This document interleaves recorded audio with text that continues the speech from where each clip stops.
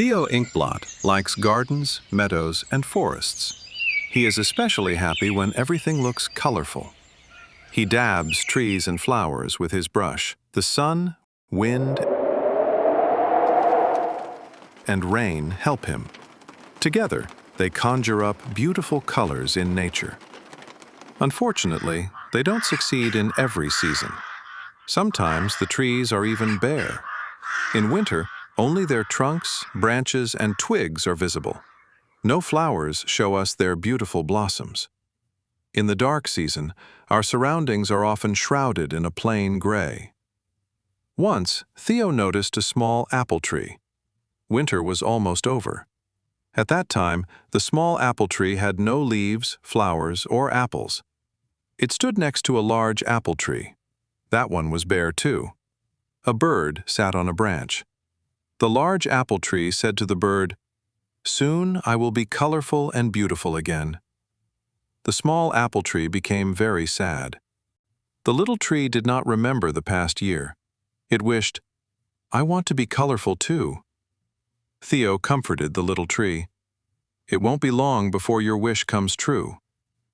A few days later, Theo waved his magic brush and asked the sun, "Dear sun, start painting green leaves with your rays." 1, 2, 3, green leaves appeared.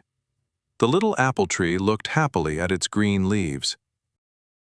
Green is a beautiful color. But one color alone does not make a colorful little tree. Could Theo really fulfill the little tree's wish? What do you think? It didn't take long before Theo waved his magic brush again. He asked the sun, "Dear sun, start painting pink blossoms with your rays."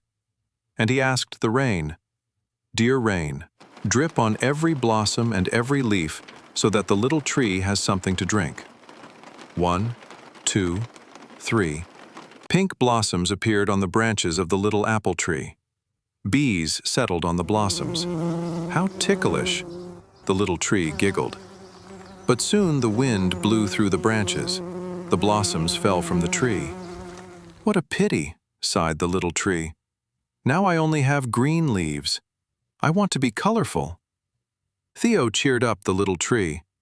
"Don't be so impatient. Just wait and see." Can you guess what happened? Of course.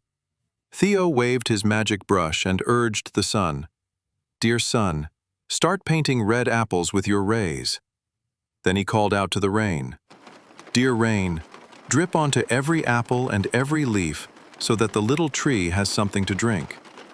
And indeed, 1, 2, 3. Red apples were already hanging on the little tree. It was amazed. It happily swayed its branches until the apples swung merrily. But then the wind swept through the branches again.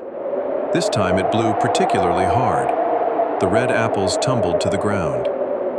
"What a pity," whined the little tree.